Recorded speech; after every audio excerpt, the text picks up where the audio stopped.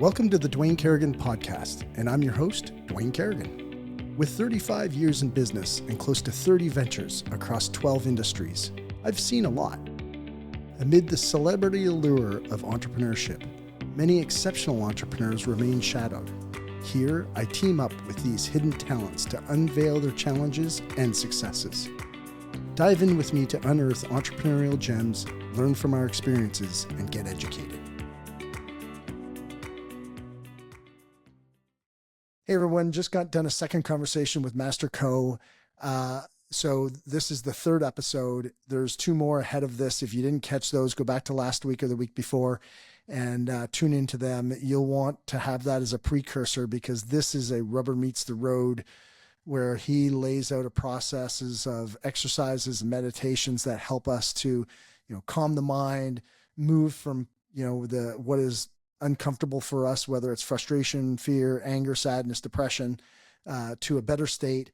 And with moving our energy, it's a phenomenal clinic to listen to. So have your notepad, pen, and paper ready, and really experience these phenomenal exercises. If you like our content, please follow and subscribe. It means a lot. Click those buttons so that we can continue delivering you guys phenomenal content like Master Co. Thank you again for being on for a second time. Ladies and gentlemen, we have Master Co back because the content was so full and so rich. And I was just saying that I was going through we haven't released the second version yet, but I know a guy and got it ahead of time. Actually, I know a girl. Thank you, Heather. And so I was just listening to it as a listener, and wow, like it was just like I was taking so many notes, and so it was really, really fantastic. But as I was listening to it, what really resonated with me, Master Co, was you had laid out like a 4-step kind of process. There's chaos that then leads to calmness, and then leads to silence, and then leads to stillness. And in stillness is where pure energy is found. Correct. Okay. Just want to make sure I had that right. Yes.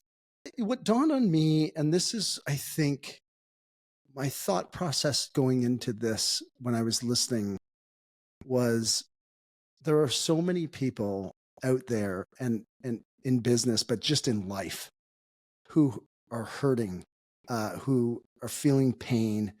And that word chaos really kind of struck me. And it resonated, to where, even to the point where when I was reflecting on my own journey with this and over the last few years, is that, I'll call it pain. That's not what I called it back then. Striver drivers or A-type personalities don't get stressed. They just are busy. It's like, that's the story that they kind of tell themselves.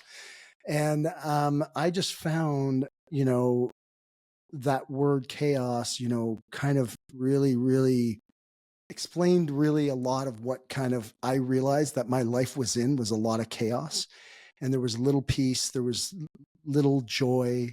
Tony talks about the science of achievement and the art of fulfillment. And I found, like, even a few years after, in my mastermind group, one day, I was presenting, a bunch of stuff, and this is as I started my journey on spirituality and energy, and I said to them in the group, I said, I need more effing joy in my life.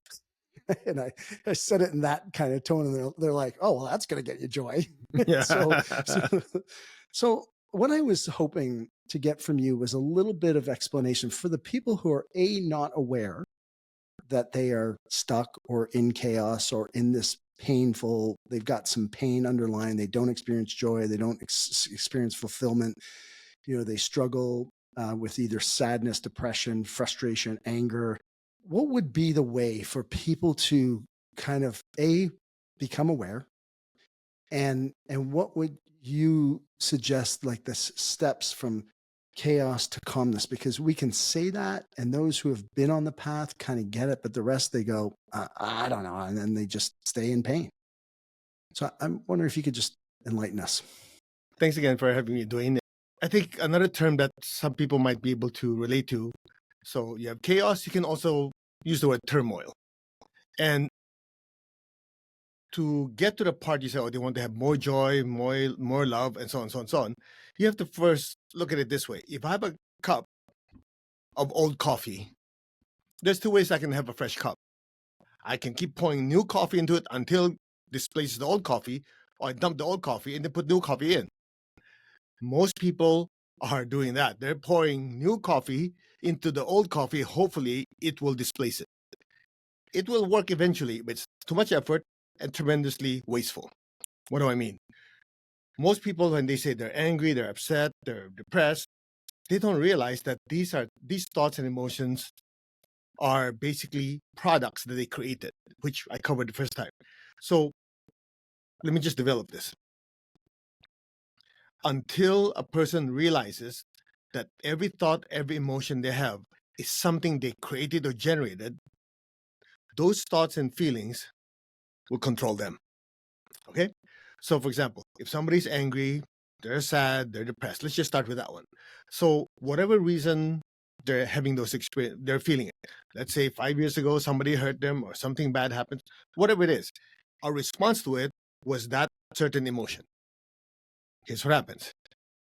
So, most people are walking around inside a cloud, literally like a cocoon of thoughts and emotions we created, plus the thoughts and emotions people injected into us. So you're walking down the street, you meet a friend, they say, oh man, the economy is going down the toilet and this and this. And so you're listening and you go, hey, that guy said that. That's very interesting. Now just imagine that cloud of thought is now sitting in your energy field. So as you walk around and you watch the news and it just so happened to be, you caught that part of the news where it says the economy is tanking, guess what happens? You will just feed that thought that was injected into you before. So over time, these things just sit in our energy field and it becomes our identity. Okay? So most people, their identity is actually the combination of thoughts and emotions they created consciously or subconsciously created as they interact with the environment. That becomes the I. So what happens is they'll go through life, things don't go their way, their default becomes that identity. Okay? Now, the identity I'm talking about is not the same one as the way Tony explains it. I'm going to go a little more on the spiritual side. So the spiritual side is something like this. I created these thoughts, I created these emotions, okay, justified or not, that's what happened. So in order to have joy, I have to generate more joy, more happiness in order to overcome the inertia of all this garbage sitting in my energy field. That's why most people, okay, come on, be happy. You go, I can't help it. Well, of course you can't. You're sitting in a mountain of junk. So a person has to work extra hard to push through it. Or the way we should say it in our New Year's Day meditation is, the way my teacher used to say, it's like, big fish eat small fish. So 1st of January, people say, I'm going to work out, I'm going to eat right, or New Year's resolutions. These are small fish. These are thoughts, emotion we create, not realizing we have an army of huge fish, which are the old thoughts and emotions that we've been sitting on. So we go, yeah, man, I'm going to work out, I'm going to do this. As soon as you're not using your willpower, you get busy with work, these things come up, gobble it up, and you'll go back to the old identity. Make sense?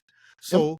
Step number 1 is to realize, before anything else, any thought, any emotion I have, any of them, no matter how excitingly wonderful to the most depressive one, I created those thoughts and feelings, justified or not.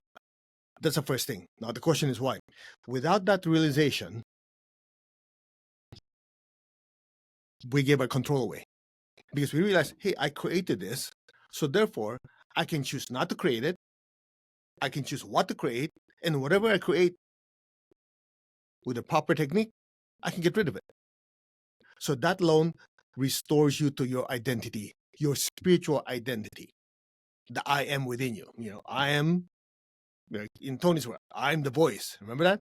I will lead, not follow. That I is actually the spiritual self. So as you affirm who you really are, you get to direct the thoughts you create, the feelings you create, the actions you create. So if somebody comes around and try to trigger you, you can say, if I'm not my thoughts, I create them. You're dumping all this junk on me. Well, that stuff's not mine. So I choose not to respond to it. But you can't do that if your identity is like, oh, I'm feeling angry, I'm upset. That becomes your identity. So anything that comes in that's similar will trigger it, explodes again. So this part of realization is the first part. Very, very important. And this goes beyond religion. Because some people say, oh, that's hocus pocus with Buddhism, whatever. No, it's just plain common sense. If I ask you to move your body, what are you doing? I'm moving the body. Who's the mover? I am. If I ask you to be happy, to be sad, who's the feeler? You go, I am. Think about Apple, a car. What are you doing? I'm thinking of those stuff. Who's the thinker? I am. In all three cases, this I created movement, feelings, and thoughts. So common sense will tell you, I'm not what I created. Now, once a person has that realization, they start having peace. See, most people think peace comes from, let me put something in me. Let me chant this, do this chanting, shoot this, smoke this, whatever. They think they put something in it to have inner peace. They don't realize inner peace is your nature once you clear out everything. So when you're able to pull yourself out of the cloud, right there and then people have peace. So the secret is very simple. Just one word. Observe. The ability to differentiate the observer from the phenomena or phenomenon, right there and then, it pulls you out of it. That's why it's so easy to give advice. When you have somebody, your friends and loved ones are arguing and going through in trouble, you could sit there and go, oh yeah, they should have done this. This guy was wrong. He's right. And they just trigger it. But when we're swimming in it, you can't. You know why? Because at that point, you cannot pull yourself out of the cloud. But what if there's a way for us, without help of anyone else, to just consciously and systematically pull ourselves out of this cloud and observe it? Then you can decide, okay, what is my next course of action? That's why I think I shared it last time. One of the simplest way to do it is first identify, okay, what am I feeling? I'm feeling angry, I'm feeling depressed. Okay, why am I feeling these things? And you can come up with 1,000 reasons. It doesn't really matter. Oh yeah, somebody hurt me, blah, blah, blah. Okay, that's good and nice. The most important part, what should be my next thought? What should be my next feeling? Because as soon as you ask that question, it forces you to go, wait, do I want to keep swimming in this mud? Do I want to make things better? Right then, you temporarily pull yourself out to observe, go, no, I don't want that life anymore. I want to be joyful. Does that make sense? So I hope it's not long-winded in answering your question, because I need to give it context. In order to say, I want to feel more joy, you have to first stop feeling crappy. Otherwise, it's like pouring new coffee until the new coffee displaces. In the meantime, you're swimming in both. Does it make sense? Yeah. And I think like one of the things that is always kind of something I notice, I did it myself for a long time. And I probably still do it if I'm not lying to myself, is that when people get stuck in emotion, stuck in a feeling, stuck in even their physicality, right?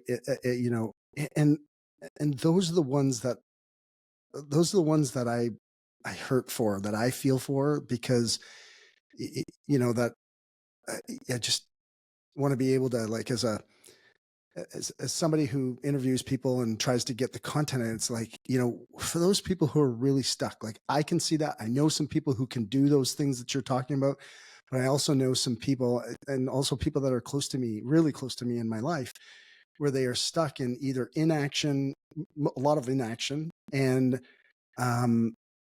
just this cycle where they can't break it out. And is there some tips or like literal like strategies that not that I want to get too right brain on this, but those are the ones that I really, really feel for. So you won't believe me if I told you. It's too simple. I know it's going to be. Most people, they say, oh, I'm feeling angry, I'm upset, and this. I just want to get out of it. Well, the fact that you put your energy into it, you're feeding it. It's just like, I don't want to think of my left hand. So what happens? You end up thinking about it. So step one is to realize, going back to what I shared earlier, okay, this feeling, you acknowledge it, because I don't want people to think you're suppressing or you acknowledge it. Okay, I'm feeling this. Now, the languaging, you heard this from Tony. Languaging is very, very important. Okay, observe. If I say I'm angry, compared to I'm feeling angry, if you truly understand it, they're very, very different. I'm angry means your identity is anger. If you're saying I'm feeling angry, you're acknowledging I'm generating this feeling of anger. Right there and then, it starts to pull away from you. And this is the way we taught in our classes is, you have to first be super careful. What comes after the word I am? Because whatever comes after the word I am, you are basically identifying yourself with. So when you say I'm angry, that's it. You're screwed. You know why? You basically became the anger. One of the Buddhist teachings says you are not punished for your anger. You're punished by your anger because that becomes you. For being angry, you generated that feeling. So you can choose to stop it. You can choose to get rid of it or keep going. So number one is languaging. You have to, when you're acknowledging, yeah, I'm feeling pissed off. I'm feeling that person really, get me really upset. Okay, well, I'm feeling upset. Or here's another thing people like to say all the time. I'm so confused. Of course you're going to be.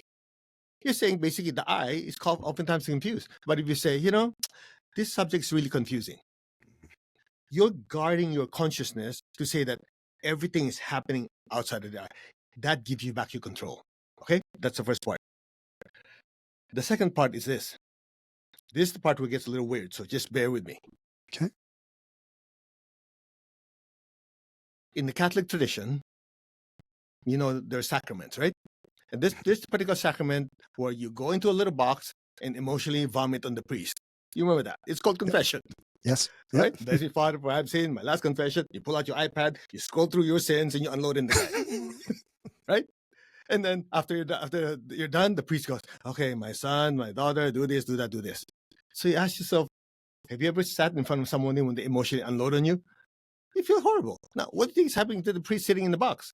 But he has a magic potion. You know what it does? You'll notice that every sacrament has a unique colored scarf. Yep, the purple. One for confession is always purple.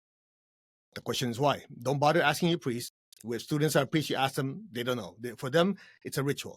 But in reality, when they put that purple stole, it's called a stole on, the entire energy field turns violet.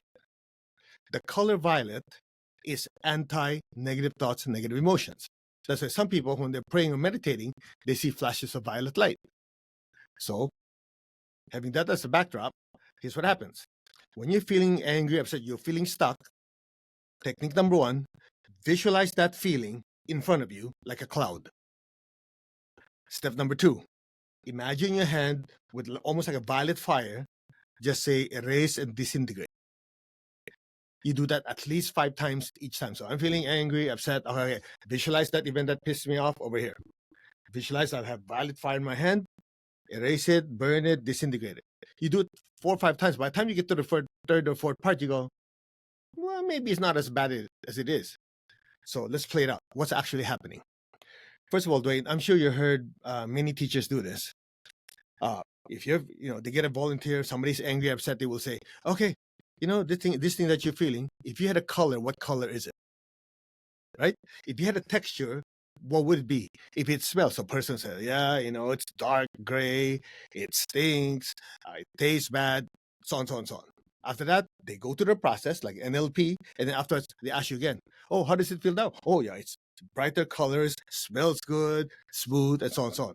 The question is why? You see, people don't really explain the mechanism. So if it's okay, I'm not overdoing this, Dwayne, I'll go to in detail. Yes. It's very simple. These thoughts and emotions are embedded inside our energy field. So when you're forced to say, what would it smell like? What would it taste like? It forces you to use your senses. So it goes from the emotional world to the physical world. Because to touch it, feel it, it requires your physical body. So it forces that cloud of thought and come to the surface. So whatever process they use will help disintegrate it. Does it make sense? So what I'm sharing with you, that is, let's just say the simpler version is when you're feeling upset, angry, or something's bothering you, you just picture a cloud in front of you. Okay, that is my anger. Imagine you have violet light, burn it, get rid of it, and then just say cut and disconnect. You do that maybe 5-6 times, most people, they're going to go, it's not that big of a deal. Now, if it's worse than that, you just repeat it. At some point, it just feels like it doesn't have an emotional bite. Now, some people, when I guide them through it, they will say, but it's so mechanical. That's exactly why it works. When you go, step 1, do this, step 2, do this, there's no thinking, there's no feeling. It's just 1, 2, 3, 4. So there's no chance for you to get what? Sucked in back to that negative emotion. Right. It's a process. Boom, boom, boom. After that, boom. Afterwards, you go, how am I not feeling anyway? Because you were able to accomplish getting it out. For most people just doing this, they're able to experience more peace. Now, if we have time, and I value your time in this one, Dwayne, there's a technique called the screen technique that we teach people. And I'm willing to just give you a copy of it. You can give it to your readers. We've shared it with thousands of people. It's crazy simple. In fact, it works for anyone, and you can guide someone in doing it. So just let me know if you have time. It'll take me 3 minutes to guide you through it. I'm fine. Yeah, I'd love to. Like Sure. anything that we can do to help our listeners, I'm up for it. And then we can either record it and place it on the along with your meditation on our website, and so people can access it. Okay. So I'll just have you follow me and have your audience follow me. The first thing I want to have you do is think or feel of something that you want to get rid of. In other words, you're feeling angry, upset, or you're addicted to candy. Pick something that you want to release.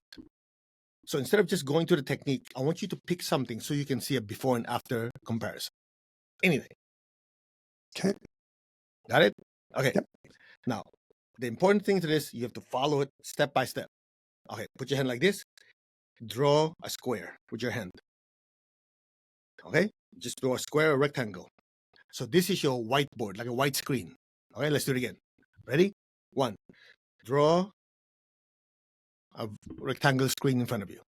Next, I want you to picture whatever that event, whatever that negative feeling is, put it on the screen, like a movie or a photograph. If you don't know what it looks like, you don't have an image, just imagine a gray cloud. Just picture it in the screen. Okay, good. Now hold your hand like this. Imagine you're holding a bucket of dark blue paint. Throw it on the screen. Cover up the entire screen with this thick blue paint. Okay. Next, take your dominant hand. Imagine a cord between the screen and your solar plexus. Say, cut, disconnect. Okay. Next, put your hand like this, like a surgeon. Imagine you have violet fire in your hands. Now go like this. Just verbally repeat. Erase, disintegrate, erase, disintegrate, erase, disintegrate, erase, disintegrate, erase, disintegrate. Okay, that's once. Next, do it. Follow me. Do it again. Another white screen. Repeat the same procedure. Visualize whatever it is that you were feeling in image form. Put it on the screen. Okay. Hold your hand like you have a bucket of blue paint. Throw it to the screen. Cover it up completely. Okay, take your dominant hand. Imagine a cord between your solar plexus to the screen. Say, cut, disconnect. Put your hand up like this, like a surgeon, like blazing violet fire. Go, erase, disintegrate, erase, disintegrate, erase, disintegrate. Just keep going. Erase, disintegrate, erase, disintegrate, erase, disintegrate, erase, disintegrate. Okay, done. That's twice. Let's do it again. Another white screen. Okay, picture whatever it is that's bothering you. Dump it on the screen. Okay, cover with dark blue paint. Spread that blue paint. Take your dominant hand. Cut, disconnect. Blazing violet fire. Erase, disintegrate, erase, disintegrate, erase, erase, disintegrate, erase, disintegrate. Okay, that's 3 times. You have to do a few more times, but let me ask you, Dwayne, how is the intensity of that feeling that you want to get rid of now compared to 2 minutes ago? Oh, 50 to 70% less. Okay, do it again. Yeah, do it again. Have a screen. Okay, ready? Picture whatever is left. Now, most people, when we do this in a group, they're going to go, I don't remember details. Force yourself. I'll explain. I kind of remember it has to do with this person, whatever it is, whatever, dump it on the screen. Now, throw a dark blue paint, cover it up. Now, it's important you move your hands, okay? Next, imagine No, use your dominant hand. Say cut, disconnect. Okay, let's see those blazing violet fire hands. Erase, disintegrate, erase, disintegrate, erase, disintegrate completely. Disintegrate. Okay, that's 4 times. One more time. Go. White screen. Whatever's left, dump it on the screen. Okay, dark blue paint. Cover it up. Okay, ready? Cut, disconnect. Violet light, violet fire, go. Erase, disintegrate, erase, disintegrate. Erase, completely disintegrate, erase, disintegrate. Okay, now, do it again. This time, a golden screen. Gold. Okay? Imagine a golden screen. Put your hand down. Now, close your eyes. Picture what you want. The exact opposite of what you got rid of. Picture it as clearly as you can in this beautiful golden screen. Include sights, sounds, feelings. Make it 3-dimension. Make it super bright with a golden screen. Smile. Smile. Feel it already manifested. Keep going. Keep going. And here are the magic words. Repeat after me. As I will it. As I will it. So be it. So be it. Again. As I will it. As I will it. So be it. So be it. As I will it. As I will it. So be it. So be it. So be it. So be it. So it is. So it is. Okay, open your eyes. Okay, how do you feel? Yeah, that's unbelievable. Wow. If you really commit to that, that is awesome, buddy. I hope it helps. Almost zero association to it now. If that's the right word. Yeah. You know, a crazy thing you could do with this just for the fun of it. You could have people go, okay, tell me a craving of yours. You go, oh, I crave ice cream. I crave this. I crave that. What is the intensity? We do this in classes. What is the intensity of that craving? They go, oh man, it's off the charts. If it's in front of me, I'm going to put it in my face. Okay. So we do this 5 times. After I ask them, how's the craving? They go, what craving? I could see that. Yeah. With sugar and your diet. And then people, there's so many people in split families, ex-wives, ex-husbands, like that animosity that they feel. This all falls within that category. You can use it anything. Anything. Okay, let me clarify. When I say you can use it in anything, I'm talking about when people have certain feelings, certain thoughts that they don't have any control over. So craving is the same thing, addiction is the same thing. Really, believe it or not, addicted to being addicted to feeling terrible. All these things are thought and emotion. All this does, so you really understand the mechanism, is when I have you draw the screen, is to force that thought and emotion that's embedded in your system to come out. Remember, I talked about that earlier. Now, the reason I have you throw dark blue paint, blue has a cooling effect. When something is cool, it slows down. So the blue just kind of freezes it so it doesn't go anywhere. And then when I had you cut like this, it's because the food supply of those negative thoughts is us. So when you cut it off, then you break it up with violet light. It's literally bring it out, disintegrate it, bring it out, disintegrate. After 4 or 5 times, you feel lighter, but you don't stop there. Now you want to replace it. It's just like delete old program, install new program. So as you visualize the golden screen and make it as beautiful as you can, you are now charging it up. Make sense? Now, remember I told you magic words. As I will it, so be it. Remember?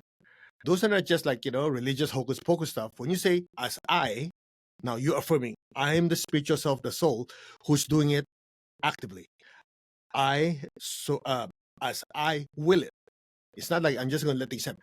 I decide I will it, so be it. So what happens, that thought and emotion becomes very, very strong. The minute you stop, it now sits in your energy field to just push you in that direction. That's that. So I have a couple of questions through this whole thing, but one of the questions, actually, I was on a coaching call last night, and something popped into my head, and I wanted to ask you this question. 95% of the problems I ever had never ever happened. They're manifestations that I created in my head, made them bigger than they are. I create a problem, and energetically, I make this problem so big. But when it's really so simple, what I'm trying to do is try to relate for people the the energetic side of the problems that we create. That's I guess, my question. And how do we, obviously this is one of those, but people believe their problems are real when they're really not. We're Again, I guess I'm going to answer my own question here. It goes back to your comment about, you're not your thoughts, you're not your feelings. It was explained by one of the monks I met last year. When a person has suffering, it's about 10 to 20% reality, 80 to 90% perception. Okay? In other words, yeah, there is an issue. Let's say, a deal didn't go through because it was not financed, or it could be the supplier did not send it on time.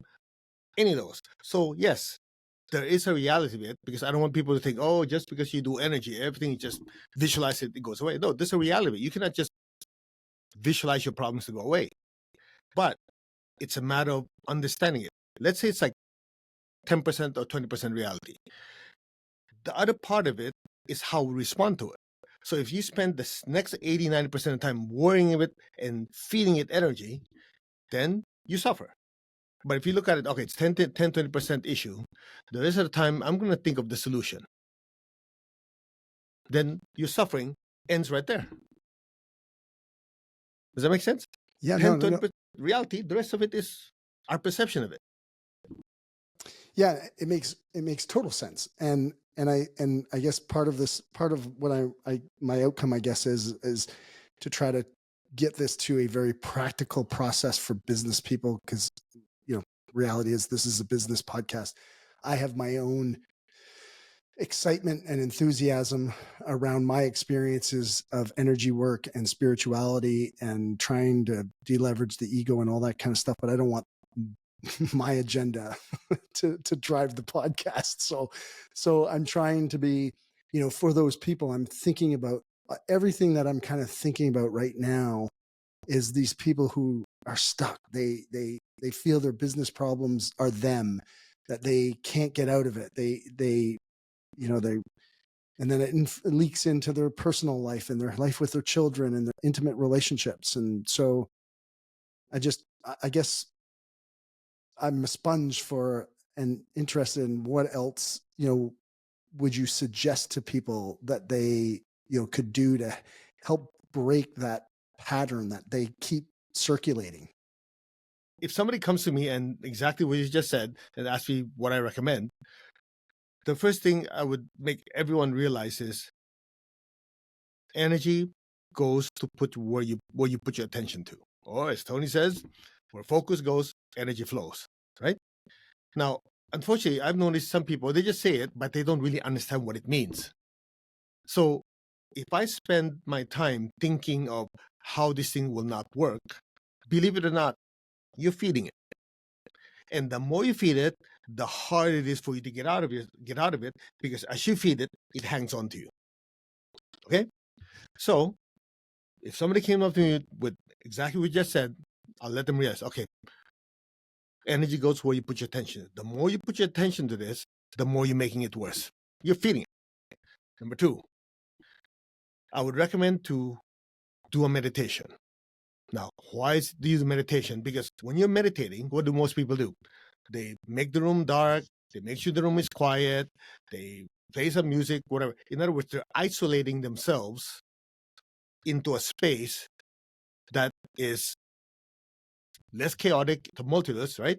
And then, the rhythm is like, okay, there's music. And so as you do certain meditation, you are temporarily not feeding that little monster you've been feeding before. Watch this. So as you do the meditation, even if you start having, okay, at least I have 1 minute of silence and peace. What you don't realize, even if that's 30 seconds of 1 minute of silence and stillness, you temporarily just pull yourself out of the cloud.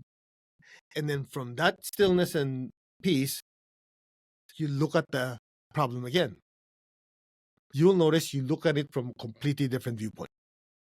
Because as long as you're swimming in it and trying to fix it, it's an uphill battle. Pull yourself out of it first, go into a level of stillness, whatever way you do it, and then look at it again. It makes a whole lot of difference. Mm-hmm. That relates to you made a comment earlier, and I had a question about it, which was, I call it see the one who is seeking, like seek for the one who is seeking, the observer, like, and I practice this immensely. Like I literally try to practice seeing myself, seeing the problem. So I'm literally pulling myself almost out of my own body.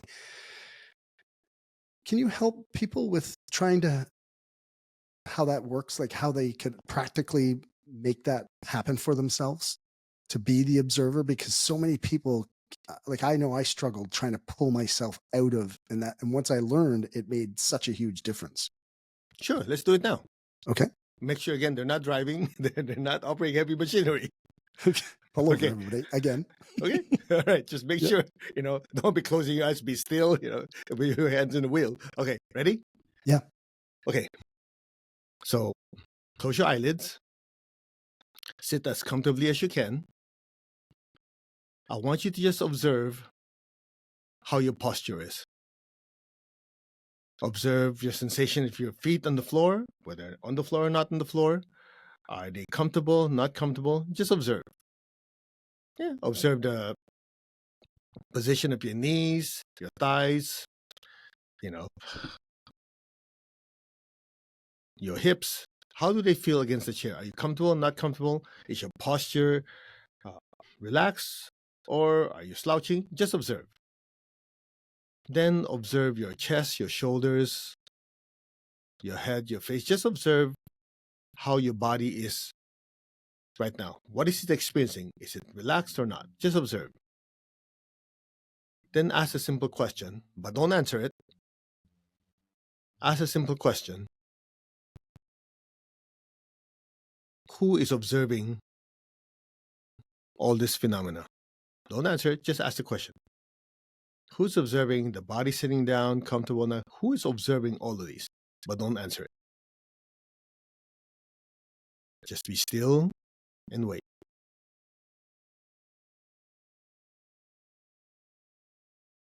Now observe your body inhaling and exhaling. Yeah, it's inhaling. There's a gap. It exhales. There's a gap.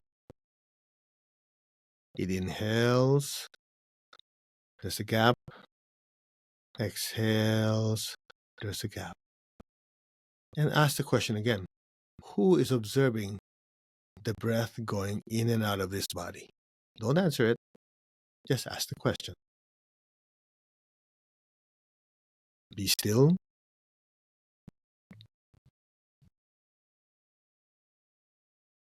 Now observe any feelings that you're experiencing, any of them, or lack of it.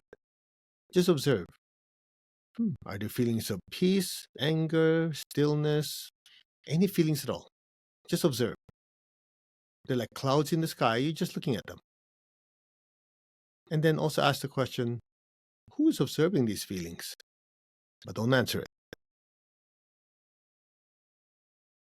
Now observe any thoughts floating by, literally floating by. Am I observing this a thought about yesterday, about someone I love, about business, anything? Just watch them. Observe these thoughts and feelings like looking out into the night sky. Just observe. Are there clouds? Are there stars? Just observe. And ask the question again, but don't answer it. Who is observing these feelings and these thoughts? Be still and just wait for the answer.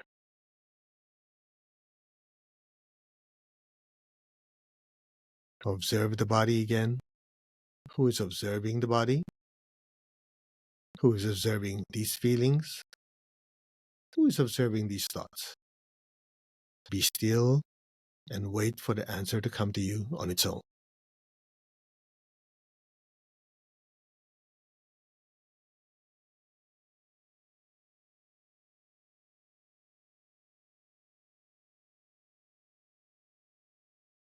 Just allow things to flow on its own.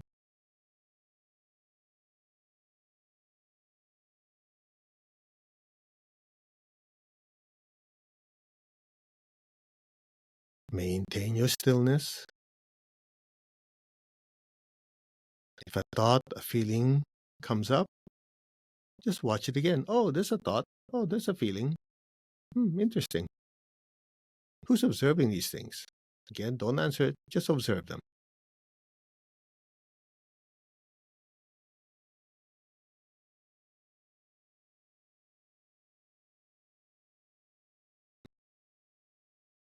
Good. Since I'm observing the body, I'm the one observing, so therefore I'm not the body. I'm observing these feelings and these thoughts, so the observer could not be what's being observed. So I am not the body. I am not these feelings. I am not these thoughts. I created the movement or lack of movement of the body. I created these feelings. I created these thoughts. So therefore, I have the power to decide to move my body or not, to create any type of feelings, create any type of thoughts. I am that. That I am. The mover, the feeler, and thinker. I am that. That I am. I am that.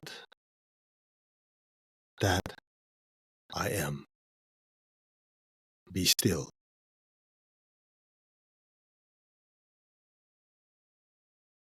And gently, just let things happen. Now, let go.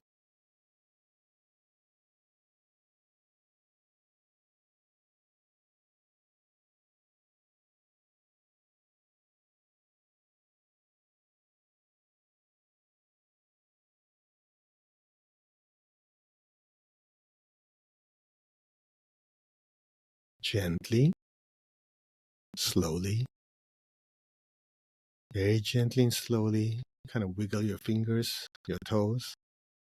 Slowly and gently come back to your normal waking consciousness. Take your time. And whenever you're ready, you're welcome to open your eyes.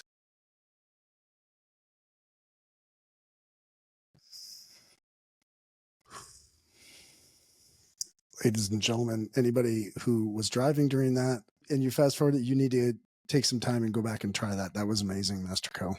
That was a short version because we cannot have dead air. Yeah. Normally, I stretch that to 10, 15 minutes, and people thought, that was 10, 15 minutes? They don't even notice the time. Well, I don't know how long that was, but it was very powerful for me. Guys, like, and I really think that this observer, learning this understanding of being the observer has been powerful for me. And I think that what you just did there will help a lot of people. So I'm guys, you got to try that. If you're on the road to work and you're listening to this podcast, driving's not going to do it. Thinking you can intellectually kind of sort your way through this, that's you've got to actually go back, listen to the meditation. We're going to take sorry, Master Co, but we'll take these out and you can get them on the website as well. We'll take clips and so you guys can access them individually. So if you want to do it on your own, but and at the end we'll find out here how you can access Master Co, of course. But wow. Thank you. The application of that, Dwayne, just in case people want to go, what do I do with that? Once you do this a few times, the pattern is set. So whenever a situation comes up, and in the past, if the default was to scream and yell and get upset and angry, just right before you say those explicatives, you pause and observe. What kind of feelings and thoughts am I experiencing? Who's experiencing it? And what should be my next thought and feeling? Just doing this simple exercise we did gives you the ability when the situation comes up, even that split second, to pull yourself away and observe. And from there, you get to decide to escalate it or diminish it. Yeah. So I'm going to just reframe those three questions, because it's what am I feeling or thinking? What am I? Why am I feeling or thinking? And what should I be feeling or thinking? Yeah. You have to Right? use the word next. What should be my next? So that pushes you forward. What should be my next thought? What should be my next feeling? Great distinction. Because again, you're fighting inertia. If people have been in that rut for such a long time, they can pull themselves out of it. So once they are able to say, okay, these thoughts and feelings I'm observing, that's not me. You have to make them pull them forward into the future. What's next? What do I want? So it's human nature by saying, what should be my next thought? It forces your will to go forward rather than being stuck in the mud. Got it. So you just said something there that tweaked me to a thought. And that thought was around self-forgiveness. People who are in that rut or in that place of suffering. And then I think sometimes they begin to blame themselves. And in general, I mean, I think self-forgiveness and self-love is critical. I'm curious, what would you have to say about that topic of self-love and self-forgiveness? Okay, first of all, it's important to have remorse. That's part of how we grow and learn. So if we screwed up and we don't have any remorse, most likely we'll repeat it again. You're a narcissist. No, that's real. Yeah, true. I mean, in fact, there's a science of forgiveness for when somebody's asking for forgiveness, you watch them. If there's no remorse, most people won't forgive.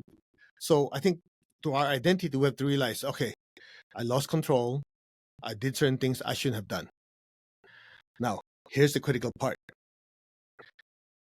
If we keep replaying that in our head over and over and over again, we're doing the same thing. We're feeding it. So it's getting harder and harder to forgive and let go. So that's where we say, okay, I realize I made that mistake. I choose not to repeat it again. And then from there, you do the screen. You remember the screen technique I shared with you earlier? Picture yourself feeling that anger, that remorse, that inability to forgive, blaming yourself. Put in the screen, do it at least 5 times. And then with the gold screen, picture yourself being happy, having peace and love within you because you've moved on. You've extracted the lesson from it. It's actually helping you to be a better person. So you're feeding what you want to control you. I know that sounds very mechanical and very, very, process based, but that's actually what's happening in your energy field. All of us make mistakes. In fact, one of the techniques we teach people is called the forgiveness technique. And that forgiveness technique, again, in the future, if we have time to get together, but we teach this in our classes, is to first acknowledge, okay, I screwed up. Everybody does. It's part of growing up. I remember my teacher used to say, you don't want to make mistakes? Don't bother evolving. Evolution involves 3 things: time, process, and mistakes. Any one of them not present, we don't grow. So once you understand, okay, making mistakes involves time. That means take me time to pull myself out of it. That's understandable. So just relax. There's a process. That means as long as I'm inching forward, I'm in good shape. And the mistakes I've made, well, I already made them, can't do anything about it, as long as I don't try to do it again. So that alone releases the stress. And then focus on this happening to me. What can I, and this is the magic word, what can I extract from it so that I can be a better person and actually help someone who might be going through it? Which is exactly what your podcast is about. So I'm curious, thing that came to me when you were talking about that, and thank you for sharing it, is what about the person who just continues to repeat in a chronic manner, let's say through addiction, alcohol, drugs?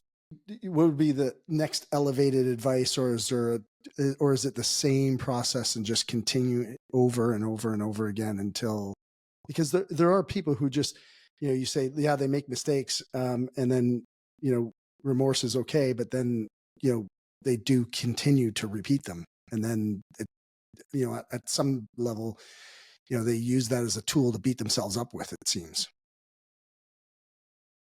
Be humble enough to ask for help.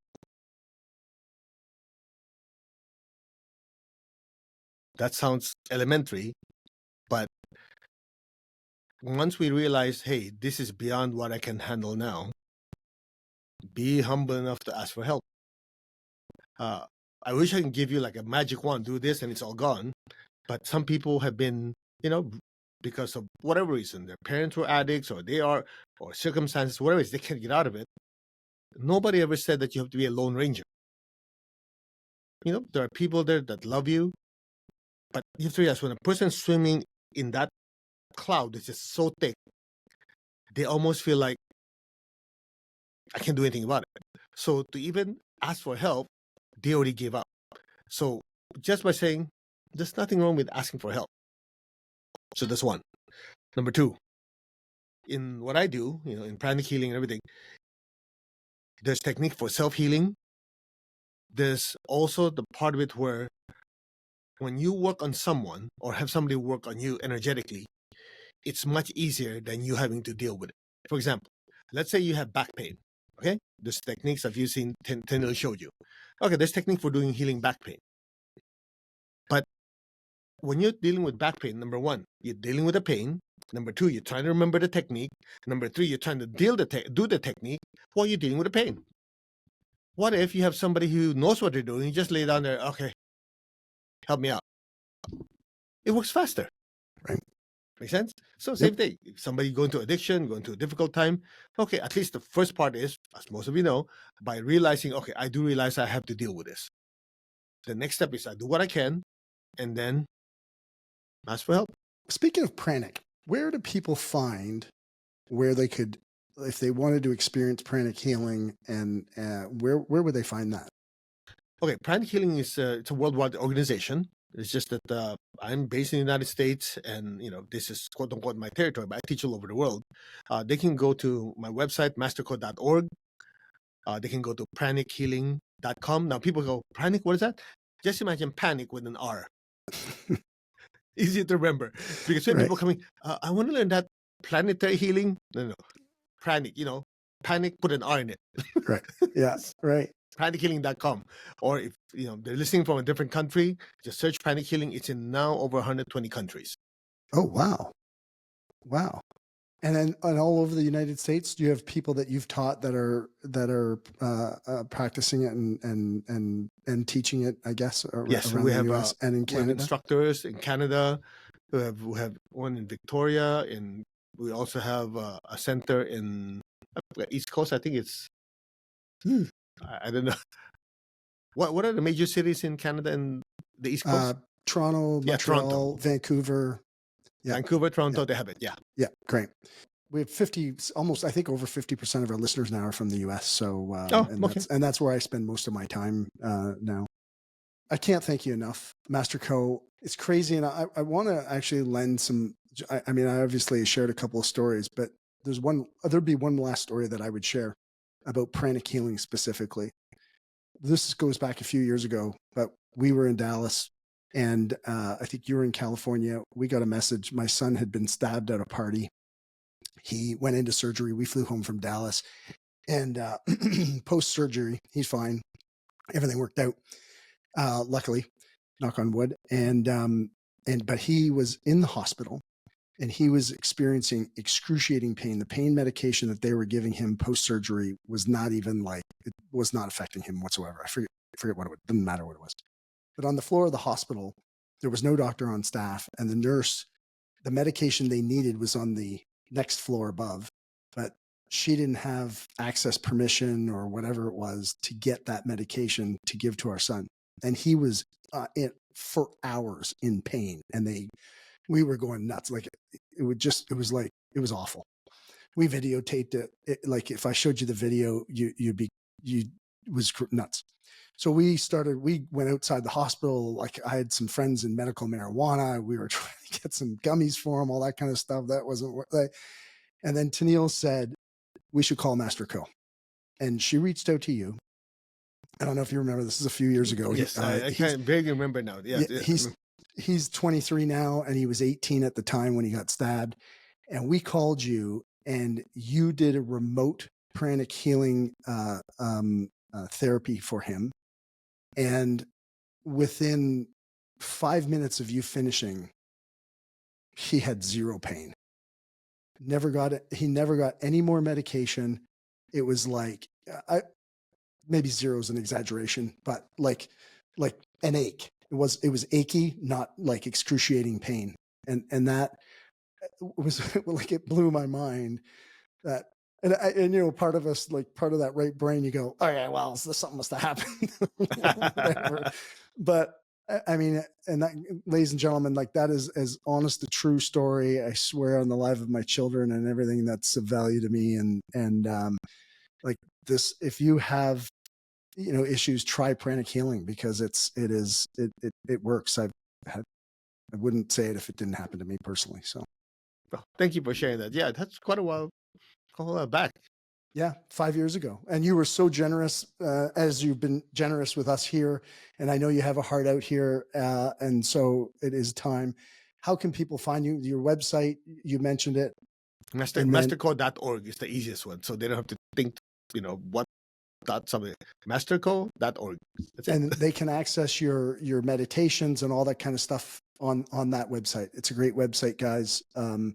Please visit Masterco. Masterco, thank you so much. Thank you, Dwayne. Thank you so much, everyone. Your enlightenment here and the meditations and everything. I'm just so blessed, and I, for the audience, I hope you guys at least try this. If you're not into it, just please try it. And if you are, enjoy what Masterco has to offer. And so thank you very much, sir. Love you. Thank you so much. Thanks for listening. I appreciate you being with us. If you found value in the show and know a friend or coworker who could benefit from this conversation, please share the link via text or on social media. Remember, each share creates a ripple effect of knowledge and inspiration. And if this podcast has supported you in any way, please support us by clicking the follow or subscribe button. It helps us to improve the delivery of top quality content moving forward. The views, information, or opinions expressed by guests during the Dwayne Kerrigan podcast are solely those of the individuals involved and do not necessarily represent those of Dwayne Kerrigan and his affiliates. Dwayne Kerrigan or the Dwayne Kerrigan podcast is not responsible for and does not verify the accuracy of any of the information contained in the podcast series. The primary purpose of this podcast is to educate and inform. Listeners are advised to consult with a qualified professional or specialist before making any decisions based on the content of this podcast.